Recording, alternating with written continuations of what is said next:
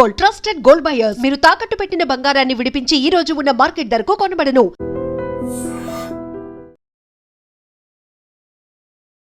నమస్తే, welcome to I dream. నేను వలి.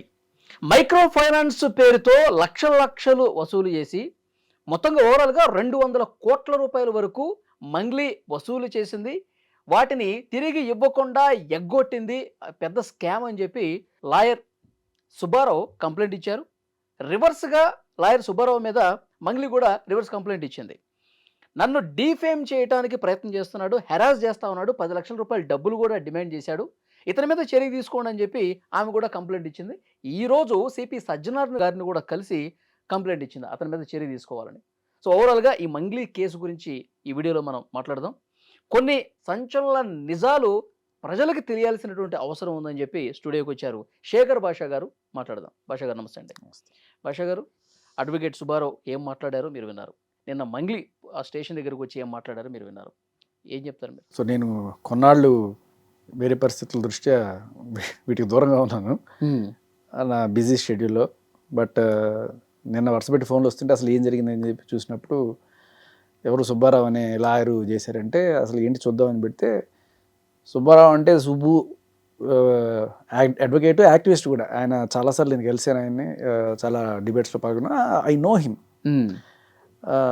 Very fire person. అంటే నాకు తెలిసినంత వరకు ఆయన ఒక మంచి కాజెస్ కోసం పోరాడే మనిషి, దాంట్లో డౌట్ లేదు.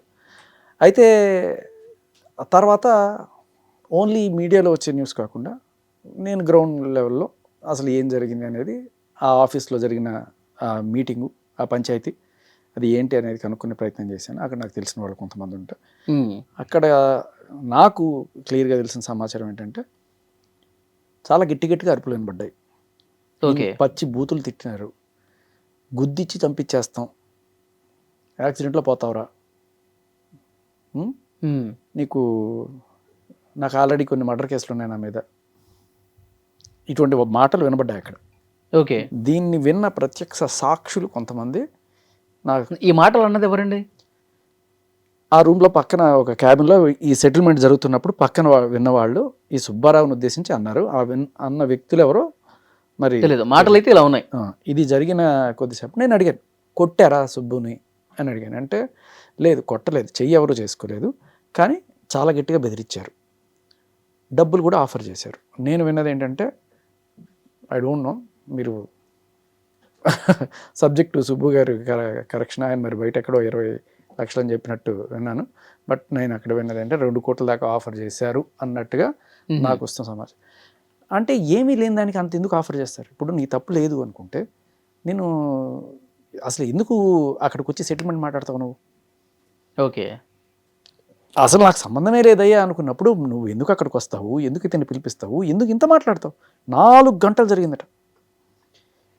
సో ఈ ఆఫీస్కి పంజగుట్ట పిఎస్కి కూతవేటు దూరం, కరెక్ట్గా 100 మీటర్లు. ఈ లాయర్ సెటిల్మెంట్ జరిగిన చేయడానికి కూర్చున్న ఆఫీస్ స్టేషన్కి 4 అడుగులు నడుచుకొని పోతే పంజగుట్ట పిఎస్. సో అందరికీ ఇవ్వాలి అని చెప్పి నేను గట్టిగా పట్టుబట్టినట్టుగా కూడా వాళ్ళు విన్నట్టుగా నాకు తెలుస్తుంది. వీళ్ళు ఆఫర్ చేసినా సరే బాధితులకు న్యాయం చేయండి అని అన్నాడు. ఆయన అన్నాడు అనేది ఆయన చెప్పడం కాదు, అవతల పక్క క్యాబిన్లో వింటున్న వాళ్ళు చెప్పిన మాట. ఈయన నిలబడ్డాడు, లేదు నాకు డబ్బులు అవసరం లేదండి, వాళ్ళకి ఇవ్వండి, వాళ్ళకి న్యాయం చేయండి. ఒకానొక స్టేజ్లో అందరికీ కాకపోయినా ఇగో వీళ్ళకైనా న్యాయం చేయండి. మళ్ళీ అట్ ద సేమ్ టైం ఆయన క్లయింట్స్ చూసుకున్నాడు. అతను ఎవరైతే కలిసి మాకు న్యాయం చేయండి అన్నారో కనీసం వాళ్ళకైనా ఇప్పించండి, మిగతా వాళ్ళ సంగతి నాకు తెలియదు, నాకు సంబంధం లేదు, బట్ వీళ్ళకైనా చేయండి అంటే ఇక్కడ మళ్ళీ ఎథిక్స్ పరంగా సుబ్బుని గట్టిగా ప్రశ్నించాలి. ఏమ్మా మీ వాళ్ళకి మాత్రం న్యాయం చేస్తే సరిపోతుందా, మిగతా వాళ్ళకి చేయొద్దా అని కూడా అడగాలి. సరే, వాట్ ఎవర్. ఇది వాళ్ళు విన్న మాటలు నాకు నేను కనుక్కున్నప్పుడు నాకు తెలిసినవి. ఇక నాకు అసలు సంబంధమే లేదు. ఈ సుబ్బు అనేటోడు బిగ్ బాస్కి వెళ్ళడానికి రకరకాల ఫేమ్ అవ్వడానికి ప్రయత్నిస్తున్నాడు. ఏదైనా శ్రీముఖి అంటే క్రష్, అయితే నాకు ఐశ్వర్యరాయ్ అంటే క్రష్ ఉంటే ఏంటి తప్పు? శ్రీముఖి అంటే క్రష్, లేకపోతే జయమాల్ అంటే క్రష్, జ్యోతిలక్ష్మి అంటే క్రష్, అయితే ఏంటి దానికి దీనికి సంబంధం ఏంటి? ఓకే, ఇలా ఒక నిందేస్తే బిగ్ బాస్కి వెళ్ళాలనుకుని ఫేమ్ అవుతున్నాడు, సరే బిగ్ బాస్కి వెళ్ళాలని అనుకుంటారు, నీకు వస్తే వెళ్ళవా? వెళ్ళాలని చాలా మందికి ఉంటుంది. అది దానికి దీనికి సంబంధం ఏంటి అసలు? అసలు ఈ పాయింట్ ఎందుకు వచ్చింది అనవసరంగా? బిగ్ బాస్కి వెళ్ళాలని ఫేమ్ అవ్వాలనుకుంటే ఈవెన్ ఎందుకు టార్గెట్ చేయాలి? ఈయన లాయర్ వృత్తిరీత్యా ఈయన దగ్గరికి వచ్చారు బాధితులు, ఈయన వాళ్ళ కేసుని తీసుకొని జనరల్గా లాయర్కి సంబంధించి ఏముంటుందంటే, ఇది కోర్టులోకి వెళ్తే సంవత్సరాలు పడుతుంది, వీళ్ళకి డబ్బులు ఇప్పించాలంటే డైరెక్ట్గా ఏదో సెటిల్మెంట్ చేసి కొద్ది గొప్ప సెటిల్మెంట్ చేద్దాం అనేది చాలా వరకు ఉంటుంది. కోర్టులోకి వెళ్తే ఎప్పుడు తేలాలి? ఇవి కూడా మైక్రో ఫైనాన్స్లో పెట్టడం ఇవన్నీ కూడాను గ్యాంబ్లింగ్లో పెట్టడం నీ తప్పు. నువ్వు పెట్టేసి ఇది నాకు డబ్బులు ఇప్పించానంటే అరే అది మోసపోతావరా అని చెప్పి తెలియాలి కదా. ఈ మల్టీ లెవెల్ మార్కెటింగ్ ఉంటుంది కదా, మీరు ఒకటితో పెట్టించండి, వాడు ఇంకోటితో పెట్టించండి. మన స్టాలిన్లో చెప్పాడు, మీరు ముగ్గురికి చెప్పండి, వాళ్ళు ముగ్గురు చెప్పమని చెప్పండి. అలా పాపం ఒకళ్ళని తీసుకొచ్చారు, ఆవిడ పాపం ఇంకొక ముగ్గురికి చెప్పింది. ఇలా ఒక టీములు తయారై వీళ్ళు ఇనిషియల్గా ప్రతి చోట జరిగేది ఇదే. ఇనిషియల్గా టక్ డబ్బులు వచ్చేస్తాయి. 1-2-3 నెలలు అబ్బా వచ్చేస్తుంది ప్రతి ఒక్కడికి ఆశ. ఇక్కడ ప్రధాన శత్రు ఆశ, మనిషికి దురాశ. సో వీళ్ళందరూ వచ్చి పెట్టిన తర్వాత ఇప్పుడు లబ్బోదివ్వమంటున్నారు. వాళ్ళు పెట్టింది కూడా మంగ్లీ గారిని చూసే పెట్టాము, మంగ్లీ గారి పేరు ప్రస్తావించారు, వీళ్ళందరూ డబ్బులు అడిగేవాళ్ళు. మంగ్లీ గారు హోటల్ స్టార్ట్ చేస్తున్నారు, తర్వాత పబ్ స్టార్ట్ చేస్తున్నారు, ఆసుపత్రి జరుగుతుంది. సో మీరు డబ్బులు పెడితే మీకు అత్యధికంగా లాభాలు వస్తాయి, ఆ లాభాలు మీకు ఇస్తాం. మంగ్లీ గారు ఇంటికి కూడా ఒకరోజు తీసుకెళ్లారంట కదా. అంటే ఇప్పుడు ఇది మామూలుగా ఏదో ముఖం తెలియని వాడు చెప్పడం కన్నా, ఇప్పుడు వీళ్ళు ఉంటారు, విరాట్ కోహ్లీ ఇది తాగేసి మీరు తాగండి భలే ఉంటుంది. ఆయన ఎప్పుడు అది తాగని కూడా తాగడు కనీసం. అమితాబ్ బచ్చన్ చెప్పాడు, సోను సూద్ చెప్పాడు, అలాగే మంగ్లీ చెప్పింది. అది వేరు. అంటే ఒక బ్రాండ్ ప్రమోషన్ చేయడం అనేది వేరు. అది చేసిన దానికే కదా మనం అదే పంజగుట్ట పీసులు కేసులేనాయి. ఈ Big Boss celebrities gambling promote చేశారని చెప్పి వాళ్ళ మీద కేసులు అయినాయి కదా. సో ప్రమోట్ చేయడం వేరు, ఆ ప్రమోట్ చేసే కంపెనీ ఏదో ఉంది, వీడి మధ్యలో ఒక బ్రాండ్ అంబాసిడర్గా తీసుకోవడం వేరు. ఇక్కడ నీ ఇంటి వాళ్ళే, నీ తమ్ముడు, నీ చెల్లెలు, ఆవిడికి చేసుకోవాలనుకున్న సంబంధం కలుపుకోవాలనుకున్న వ్యక్తి, వీళ్ళందరే ఉన్నారు కదా అక్కడ. అవును.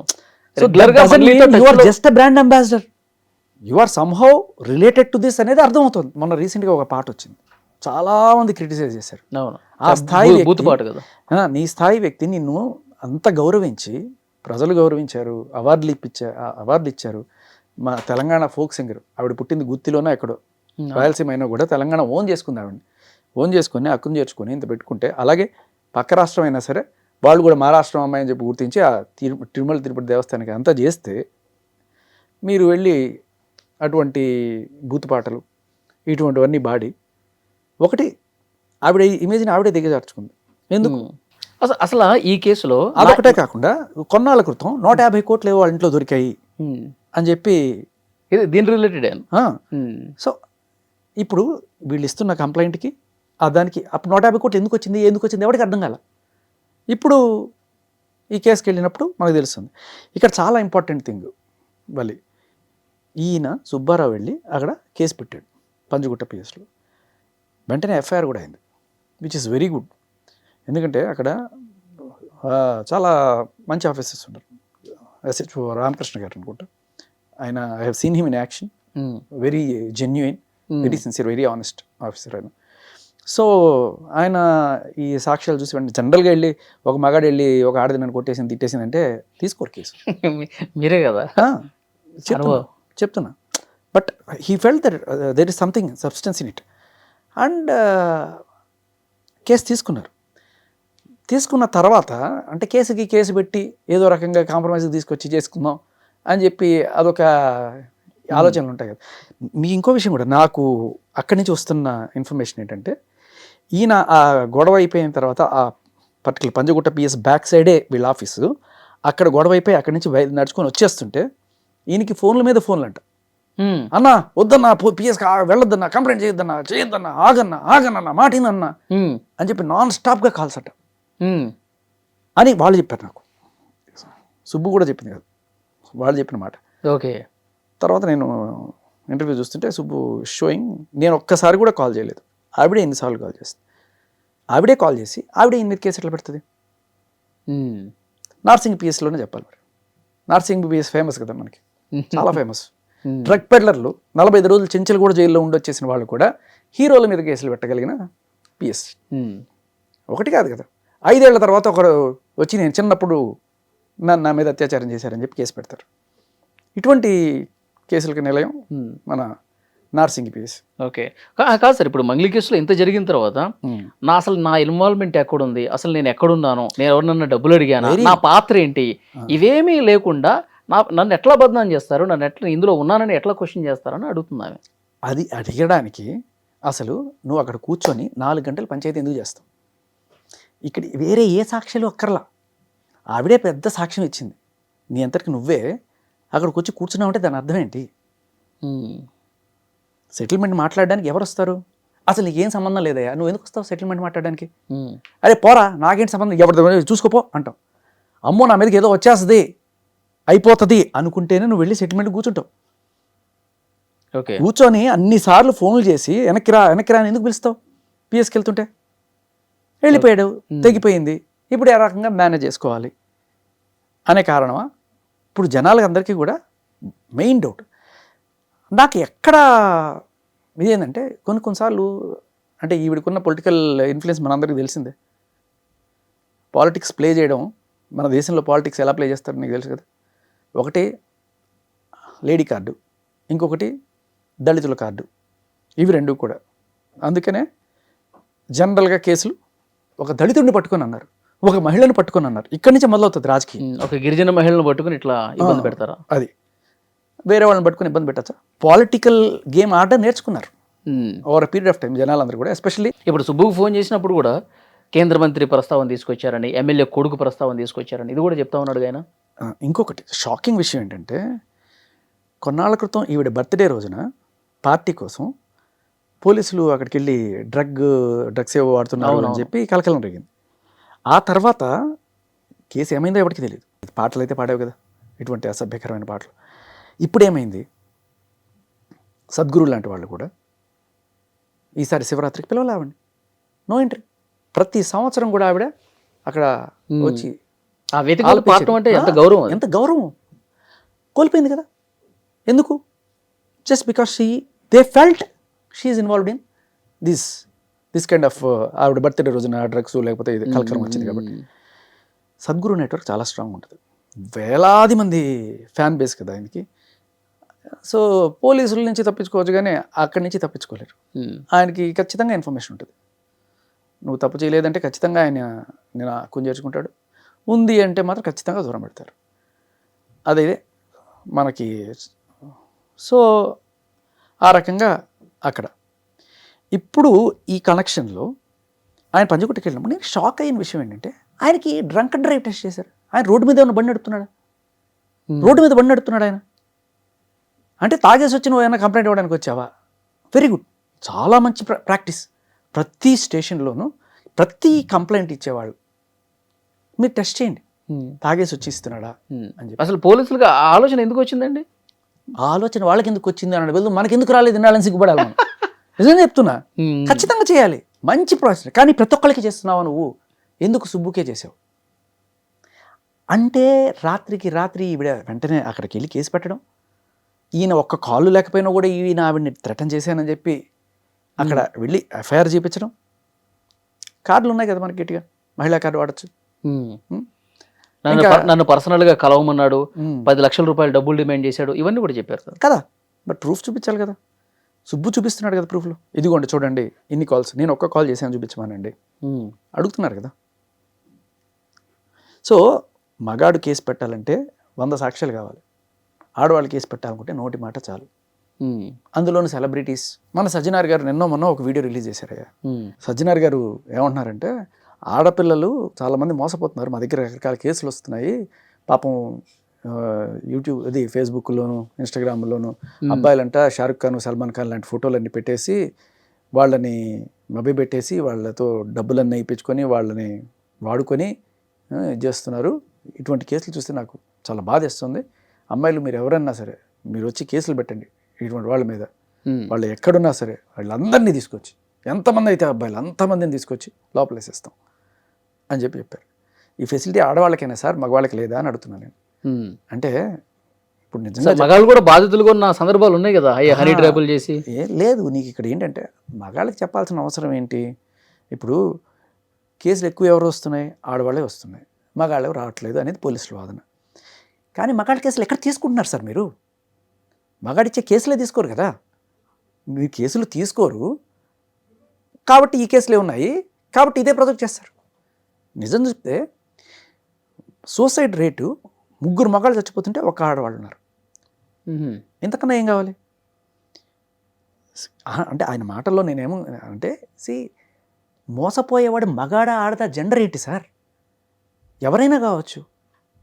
మీరు ఇలా ఆడవాళ్ళందరూ బై డిఫాల్ట్ అమాయకులు, మగాళ్ళందరూ బై డిఫాల్ట్ అగ్రెసర్లు. అంటే అమ్మాయిలు కొద్దిగా సెన్సిటివ్ ఉంటారు కాబట్టి బయటికి రాలేరు కాబట్టి మీకు మేము ఉన్నామన్న ఒక భరోసా ఇస్తున్నారు అనుకోవచ్చుగా. అదే అంటున్నా, కేసులు పెట్టేవాళ్ళే కదా, మగాళ్ళు వచ్చినా కూడా తీసుకోరు కదా. నేను అనేది అదే. ఇప్పుడు ఈ ఫెసిలిటీ మగాళ్ళకి లేదా?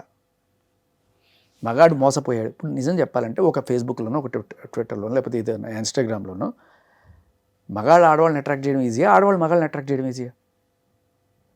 వందల వేల అకౌంట్లు ఆడవాళ్ళు ఇక్కడ ఇవాళ రేపట్లో 500, 1000 రూపాయలు మీకు ఫ్రీ షోలు, సెమీ న్యూడ్ షోలు, టాప్లెస్ షోలు, ఇలా రకరకాలుగా ఇచ్చుకుంటూ డబ్బులు సంపాదించుకుంటున్నారు వాళ్ళు ఇవాళ రేపట్లో. అండ్ అలాగే కొంతమంది ఓయో రూములకు పిలవడం, అక్కడ ఒక సెట్టింగ్ పెట్టుకోవడం, వీళ్ళు వెళ్ళగానే పోలీసులు వచ్చేస్తారు, పట్టేసుకుంటారు. వీడికి రకరకాల, వీడు ఒప్పుకోకపోతే వీడు లక్షలు డిమాండ్ చేస్తారు, ఒప్పుకోకపోతే వీడి మీద కేసులు, అత్యాచారం కేసులు చూస్తూనే ఉన్నాం. దీనికి ఆడ మగ అనేది తేడా లేదు. డబ్బులు ఎవరన్నా సరే మోసపోయారు అనుకో, సరే పెళ్లి చేసుకుంటాను అని చెప్పి వాడు ఏదో అంతకుంటే డబ్బులు తీసుకోవడం, అది వేరే విషయం. ఇక్కడ మగాడి దగ్గర నుంచి డబ్బులు పొందడానికి వీళ్ళు వాడేది ఏంటంటే ఫేక్ రేప్ కేసు. రీసెంట్గా మనం చూసాం కదా, ఇంజనీరింగ్ కాలేజ్ అబ్బాయి ఓయో రూమ్కి వెళ్ళి అత్యాచారం చేశారంట. ఓయో రూమ్కి ఎందుకు వెళ్ళింది ఈమె? సంవత్సరంన్నరగా రోజు జరుగుతుందంట. అయినా ఆడవాళ్ళ అమాయకులు. నువ్వు ఏమైనా అయిపో అంటే మీరు ఎలాగో మగాళ్ళు పట్టించుకోరు కాబట్టి అంటే ఇక్కడ ఏంటంటే ఆడవాళ్ళు అయి ఉండాలి, సెలబ్రిటీలు అయి ఉండాలి. ఓకే, ఇప్పుడు ఈవిడ వెళ్ళి ఆ బాధితురాలు ఎవరైతే పాపం పంజగుట్ట పిఎస్లో బయట మీడియాతో మాట్లాడిందో, ఇట్లా నా దగ్గర నుంచి 5 లక్షలు తీసుకున్నారు, ఇట్లా వాళ్ళ దగ్గర నుంచి, అదే వాళ్ళకి సజ్జనార్ గారు అపాయింట్మెంట్ దొరుకుతుందా? వాళ్ళు వెళ్ళి మాట్లాడచ్చా? Only celebrities. ఇప్పుడు మంగ్లీ ఎంత స్వేచ్ఛగా ఎంత అఫీషియల్గా వెళ్ళి ఒక లెటర్ ఏదో ఇచ్చిందో, ఒక విజ్ఞాపన పత్రం అందించిందో తన మీద చర్యలు తీసుకోవాలి సుబ్బారావు మీదని, మరి ఈమె కూడా అంతే స్వేచ్ఛగా అంతే డైరెక్ట్గా సజ్జనారాయణ గారిని కలిసి మంగ్లీ పేరు చేసి డబ్బులు కట్టించుకున్నారు, మేము మోసపోయాం, మీరు యాక్షన్ తీసుకోండి అని చెప్పి వాళ్ళు కూడా ఇచ్చే స్వేచ్ఛ ఉండాలి. అదే కదా, మీరు సెలబ్రిటీయా? మీరు మగాళ్ళు అంటే అట్లా తీసుకోరు. మీరు అదే ఓపెన్గా చెప్పేశారు కదా. నేను ఆడవాళ్ళు మీకు అన్యాయం జరిగితే మేము అంటే, మగాళ్ళకి అన్యాయం జరిగితే మేము లేవు. ఇప్పుడు ఈ కేసులో సార్ ఇక్కడ పాయింట్, చాలా ఇంపార్టెంట్ పాయింట్ చెప్తాను మీకు.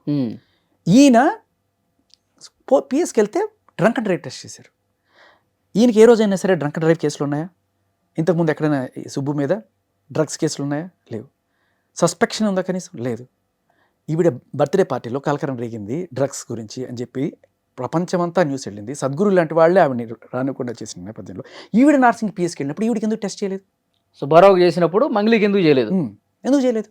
అమ్మాయిని అవమానిస్తారా సార్? అదే కదా మగాడంటే బై డిఫాల్ట్ అని కొట్టుకో, వాడు న్యాయవాదైనా ఏమైనా సరే అంతే. ఆయన ఓపెన్గా చెప్పారు కదా, ఆడవాళ్ళకి మేము ఉన్నాం, మగాళ్ళు మీరేమైనా అయిపోండి. ఇప్పుడు ఈ కేసులో ఏం జరగబోతుంది సార్? అదే అంటున్నా, నాకు బయటపడే అవకాశం ఉందా? నాకు ఎందుకంటే ఐ పర్సనల్లీ నేను ఎందుకంటే పంజగుట్ట పిఎస్లో ఎస్హెచ్ఓ రామకృష్ణ గారు నేను పర్సనల్గా కలిసా.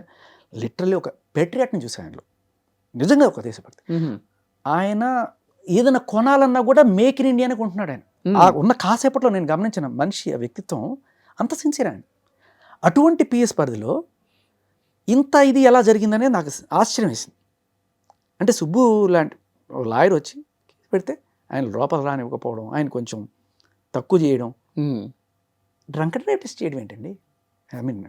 డ్రంక్ అండ్ టెస్ట్ చేయడం అంటే చాలా మందిలో ఒక అనుమానం ఉంది, ఏమన్నా కొంతమంది ఏమన్నా మంగ్లీకి అనుకూలంగా వ్యవహరిస్తున్నటువంటి అనే సంకేతమే వెళ్తుంది కదా.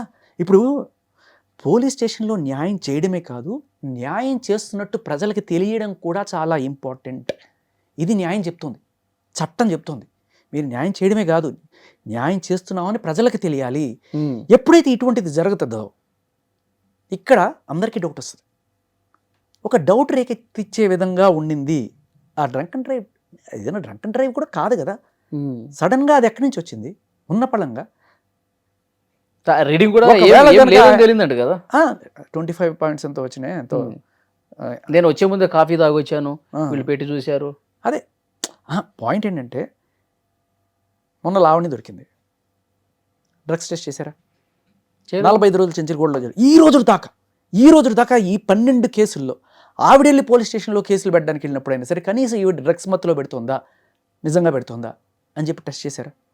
నన్ను దాడి చేయడానికి వచ్చిన రోజు ఫుల్గా మందు కొట్టి డ్రగ్స్ చేసుకొని వచ్చి అంతా పచ్చి బూతులు మాట్లాడుతూ రోడ్డులో అర్ధరాత్రి 11:30కి అటాక్ చేసినప్పుడు కనీసం పోలీస్ స్టేషన్లో ఆవిడ తీరు చూడగానే అర్థమైపోతుంది ఫుల్గా తాగేస్తుంది. కనీసం డ్రగ్ టెస్ట్ చేశారా? అంత పేరు మోసిన ఆవిడ కదా, 45 రోజులు చెంచల్ కూడా జైల్లో పెట్టారు కదా. ఈవిడకి మంగళి ఏమి ఆవిడ కూడా ఒక కేసు అంటుకుంది కదా బర్త్డే రోజున. మరి సుబ్బుకి ఎందుకు చేశారు, ఈవిడికి ఎందుకు చేయరు? బేసికల్లీ ఏంటంటే ఇక్కడ మీరు అన్నట్టు ఆడవాళ్ళు సార్, మీరు ఏమైనా చేసుకోండి, మందు కొట్టండి, డ్రగ్స్ చేయండి, మేము మిమ్మల్ని ఏం క్వశ్చన్ చేయం, మిమ్మల్ని ఏం అడగం. మీరు కంప్లైంట్లు ఇస్తే మేము పెట్టేస్తాం, అంతేనా? అంతే కదా. ఏ సాక్ష్యం ఉందని ఈయన మీద పెట్టారు కేసు? ఏ సాక్ష్యం చూపించారు ఈ రోజు దాకా? ఆవిడ చెప్పిన 2 ముక్కలు, శ్రీముఖి అంటే క్రష్, బిగ్ బాస్కి వెళ్ళాలనుకుంటారు. ఇవే సాక్ష్యాలు.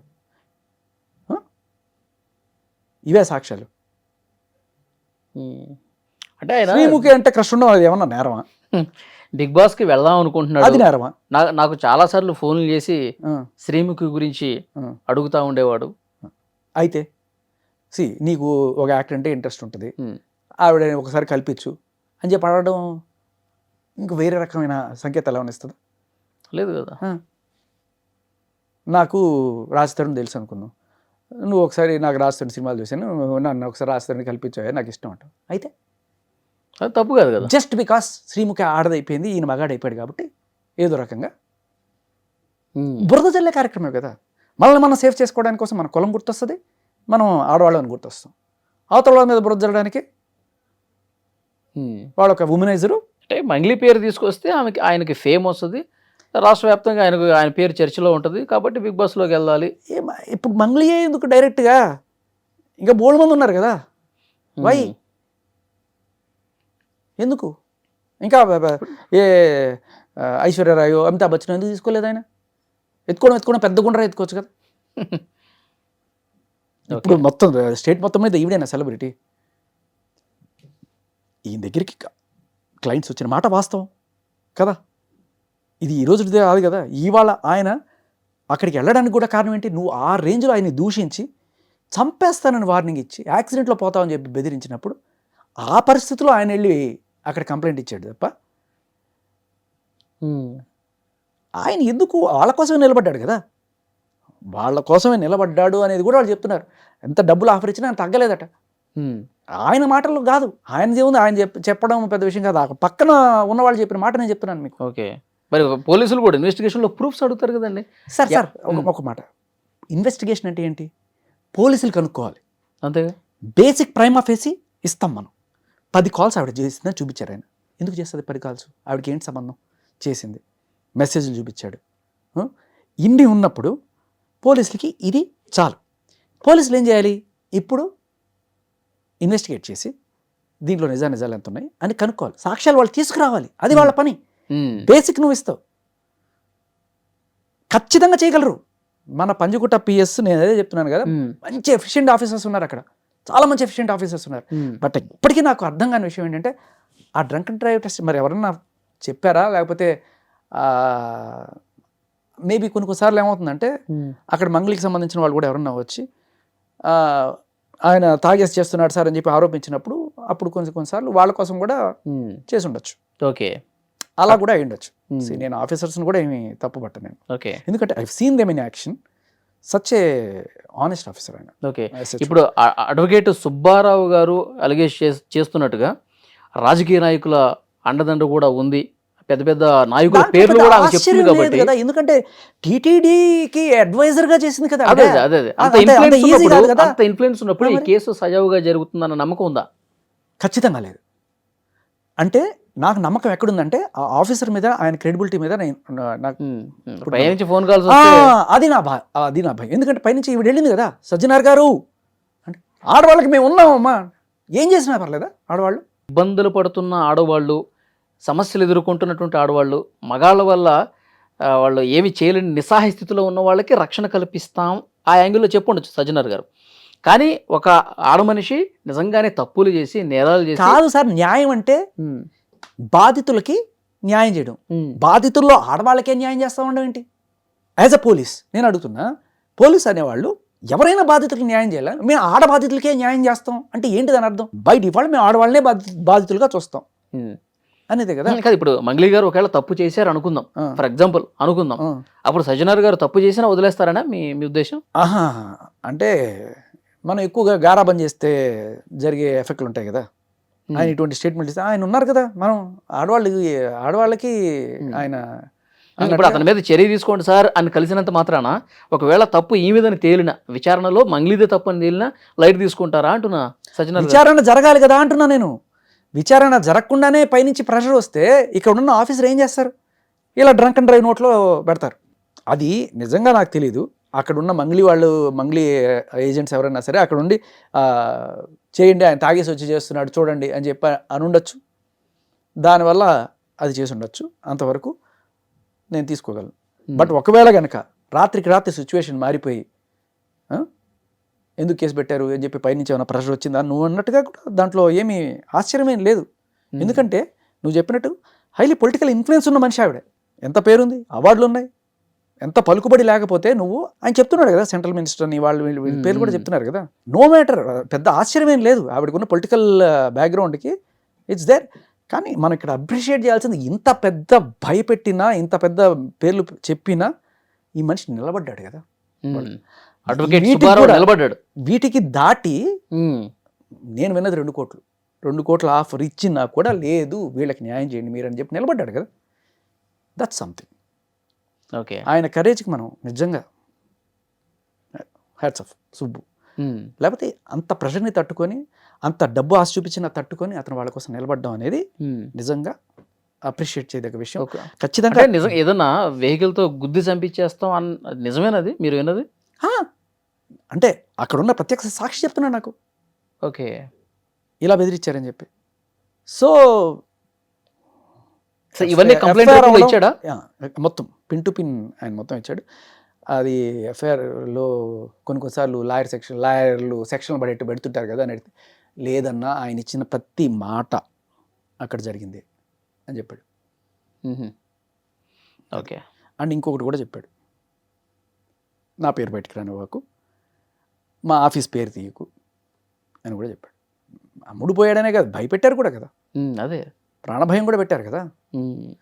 So this is a serious thing. పోలీసులు ఖచ్చితంగా ఇక్కడ వాళ్ళకున్న ఇదేంటంటే న్యాయం జరిగినట్టు చూపించడం కూడా వాళ్ళ బాధ్యత, న్యాయం చేయడమే కాదు అది. సో ఇది కొంచెం సీరియస్గానే తీసుకోవాలి, ఆ బాధితులందరికీ కూడా న్యాయం చేయాలి, అండ్ సుబ్బుకి సెక్యూరిటీ ఇవ్వాలి. సో చూద్దాం భాష గారు ఏం జరగబోతుంది ఏంటన్నది. చాలా సీరియస్గానే ఈ కేసు నడుస్తోంది. బెదిరించారు, డబ్బులు ఆఫర్ చేశారు, అయినా లొంగకుండా బాధితుల పక్షాన్ని నిలబడ్డాడు కాబట్టి ఇప్పుడు సజ్జనార్ గారిని మంగ్లీ గారు కలిసినంత మాత్రాన ఆమె వైపే న్యాయం ఉందని చెప్పి భావించాల్సినటువంటి అవసరం లేదు. సో పోలీసు ఉన్నతాధికారులు ఈ కేసులో వాస్తవాలేంటో వెలికి తీయాల్సినటువంటి అవసరం ఉంది. అలాంటి నిష్పక్షపాత విచారణ జరుగుతుందని మనం కూడా ఆశిద్దాం. Thank you very much. And for more videos, Please subscribe to iDream. Please subscribe to iDream. Please subscribe iDream. And please subscribe to iDream. For more videos, subscribe to iDream. please like, share and subscribe to the channel. Congratulations, iDream. Subscribe to iDream. Subscribe to iDream. So subscribe to iDream Media. iDream team అందరికి huge congratulations. Please subscribe iDream Media. Please subscribe to iDream. Subscribe iDream. Please subscribe to iDream. iDream అంటే నా కళల ఛానల్ను subscribe చేసుకున్న నోరు తిరుగుతలేదు, మీరైతే గంట గుర్తు కొట్టండి. For more such videos, please subscribe to iDream. Subscribe to iDream. Please subscribe to iDream. Please subscribe iDream Media. Please do subscribe to iDream. Please subscribe to iDream Media. For best entertainment and information, please subscribe iDream. And don't forget to subscribe to iDream.